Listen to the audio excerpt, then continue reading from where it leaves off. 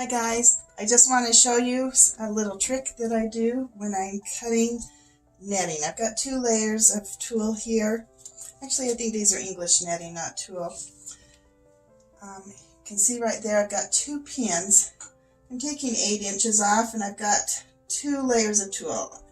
I'm getting them lined up, putting 8 inches. Now I pin a little bit above it, a little bit below my tape measure. Right in the middle there's 8 inches.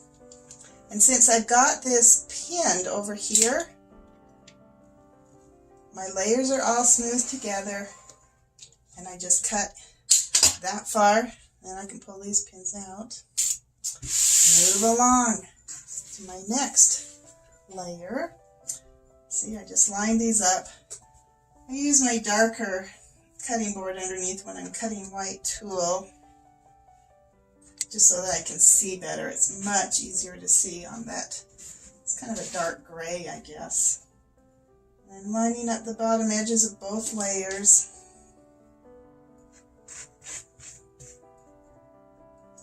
Getting the best I can. Here's where my original pins are. Put down 8.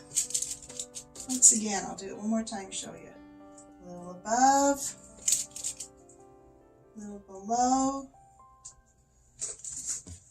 and then I cut right between those pins, and it keeps everything held together, everything tidy, meticulous, and perfect. Look. Go. There we go. Pull out the pins and move on down to the next. There you go. And you can do that with however many layers you want. File them all together, but put a pin above and a pin below, and it just holds everything down. So you get a nice smooth line. There's my tip for the day. And that's what I'm doing today. Cutting and cutting and cutting English netting off of him.